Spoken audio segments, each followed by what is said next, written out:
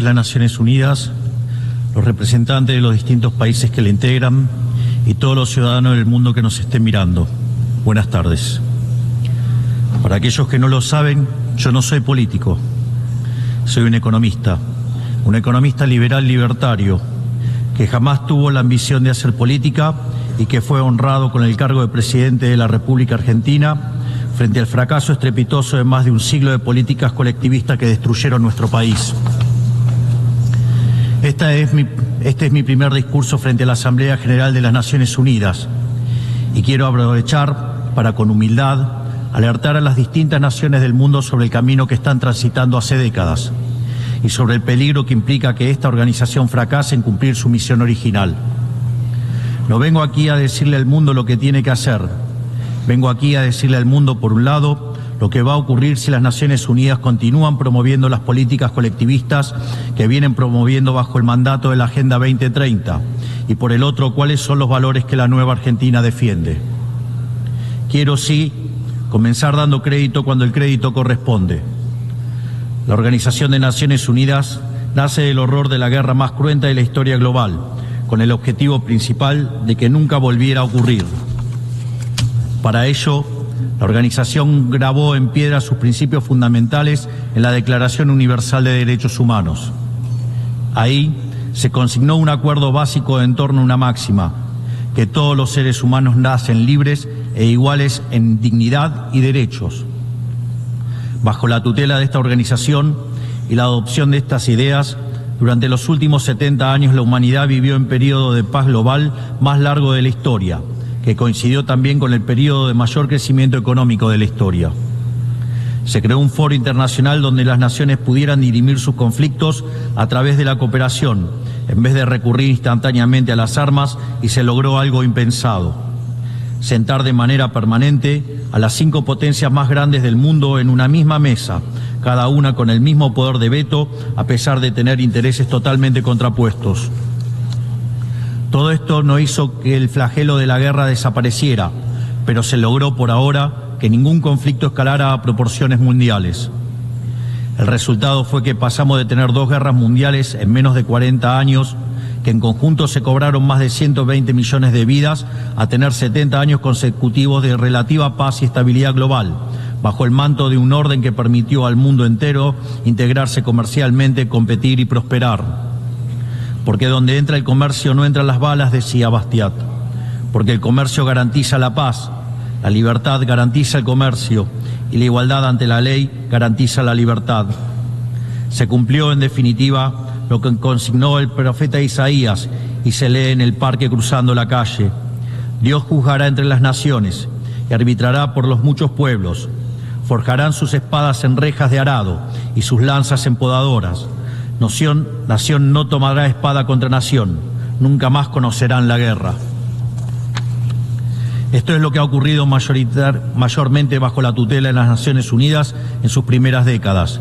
Y por eso, desde esta perspectiva, estamos hablando de un éxito destacable en la historia de las naciones que no puede ser soslayado. Ahora bien, en algún momento, y como suele ocurrir con la mayoría de las estructuras burocráticas que los hombres creamos, esta organización dejó de velar por los principios esbozados en su declaración fundante y comenzó a mutar. Una organización que había sido pensada esencialmente como un escudo para proteger el reino de los hombres, se transformó en un leviatán de múltiples tentáculos que pretende decidir no solo qué debe hacer cada Estado-nación, sino también cómo deben vivir todos los ciudadanos del mundo. Así es como pasamos de una organización que perseguía la paz a una organización que le impone una agenda ideológica a sus miembros sobre un sinfín de temas que hacen a la vida del hombre en sociedad. El modelo de Naciones Unidas, que había sido exitoso, cuyo origen podemos rastrear en las ideas del presidente Wilson, que hablaba de la sociedad de paz sin victoria y que se fundaba en la cooperación de los Estados-nación, ha sido abandonado. Ha sido reemplazado por un modelo de gobierno supranacional de burócratas internacionales que pretenden imponerle a los ciudadanos del mundo un modo de vida determinado. Lo que se está discutiendo esta semana aquí en Nueva York, en la Cumbre del Futuro, no es otra cosa que la profundización de ese rumbo trágico que esta institución ha adoptado. La profundización de un modelo que, en palabras del propio secretario de las Naciones Unidas, exige definir un nuevo contrato social a escala global, redoblando los compromisos de la Agenda 2030. Quiero ser claro en la posición de la Agenda Argentina. La Agenda 2030, aunque bien intencionada en sus metas, no es otra cosa que un programa de gobierno supranacional de corte socialista, que pretende resolver los problemas de la modernidad con soluciones que atentan contra la soberanía de los Estados-nación y violentan el derecho a la vida, a la libertad y a la propiedad de las personas.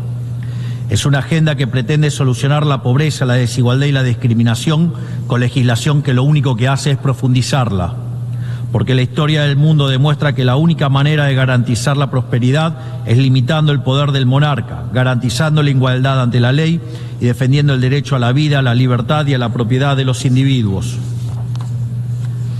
Ha sido precisamente la adopción de esa agenda que obedece a intereses privilegiados y el abandono de los principios esbozados en la Declaración Universal de Derechos Humanos de las Naciones Unidas lo que tergiversó el rol de esta institución y la puso en una senda equivocada.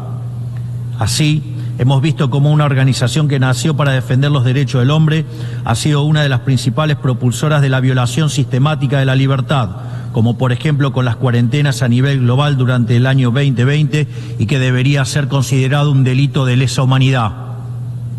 En esta misma casa, que dice defender los derechos humanos, han permitido el ingreso al Consejo de Derechos Humanos a dictaduras sangrientas como la de Cuba y Venezuela sin el más mínimo reproche.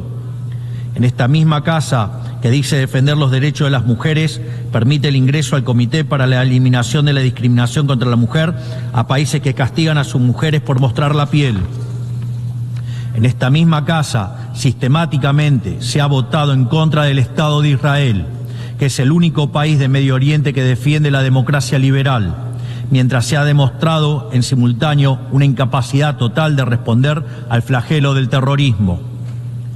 En el plano económico, se han promovido políticas colectivistas que atentan contra el crecimiento económico, violentan los derechos de propiedad y entorpecen el proceso económico natural, llegando a impedirle a los países más postergados del mundo gozar libremente de sus propios recursos para salir adelante. Regulaciones y prohibiciones impulsadas precisamente por los países que se desarrollaron gracias a hacer lo mismo que hoy condenan. Se ha promovido además una relación tóxica entre las políticas de gobernanza global y los organismos de crédito internacional, exigiéndole a los países más relegados que comprometan recursos que no tienen en programas que no necesitan, convirtiéndolo en deudores perpetuos para promover la agenda de las élites globales. Tampoco ha ayudado el tutelaje del Foro Económico Mundial, donde se promueven políticas ridículas con anteojeras maltusianas, como las políticas de emisión cero, que dañan sobre todo a los países pobres, a las políticas vinculadas a los derechos sexuales y reproductivos, cuando la tasa de natalidad de los países occidentales se está desplomando, anunciando un futuro sombrío para todos. Tampoco la organización ha cumplido satisfactoriamente su misión de defender la soberanía territorial de sus integrantes, como sabemos los argentinos de primera mano en la relación con las Islas Malvinas. Y llegamos incluso a una situación en la que el Consejo de Seguridad, que es el órgano más importante de esta casa, se ha desnaturalizado, porque el veto de sus integrantes permanentes se empezó a utilizar en defensa de los intereses particulares de algunos.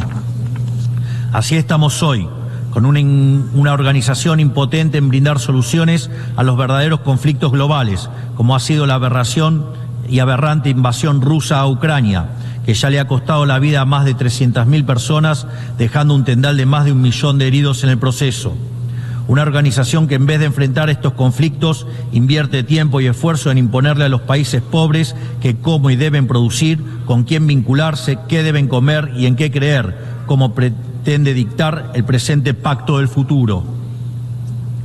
Toda esta larga lista de errores y contradicciones no ha sido gratuita, sino que ha redundado en la pérdida de credibilidad de las Naciones Unidas ante los ciudadanos del mundo libre y en la desnaturalización de sus funciones. Por eso, quiero hacer una advertencia.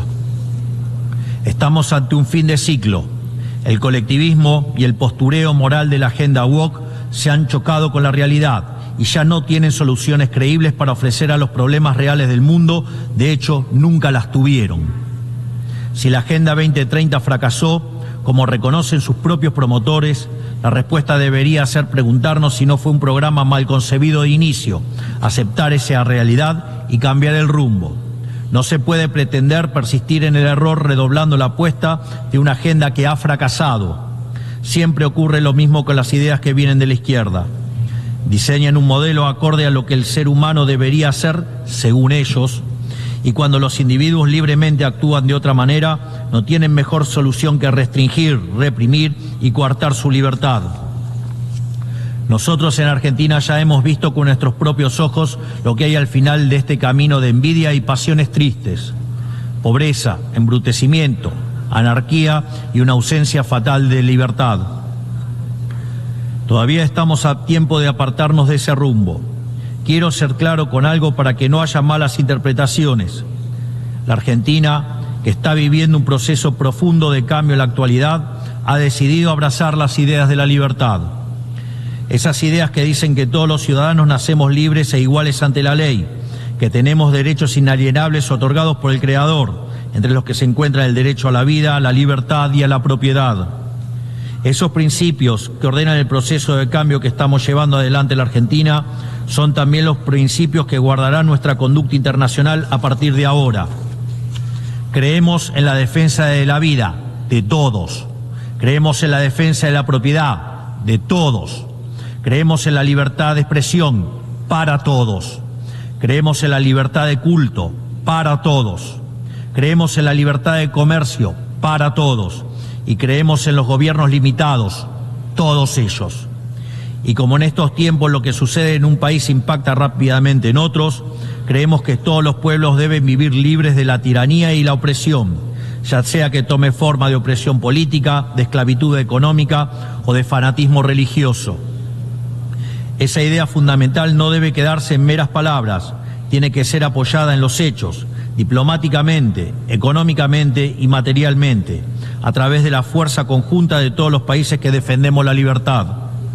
Esta doctrina de la nueva Argentina no es más ni menos que la verdadera esencia de la Organización de las Naciones Unidas, es decir, la cooperación de naciones unidas en defensa de la libertad.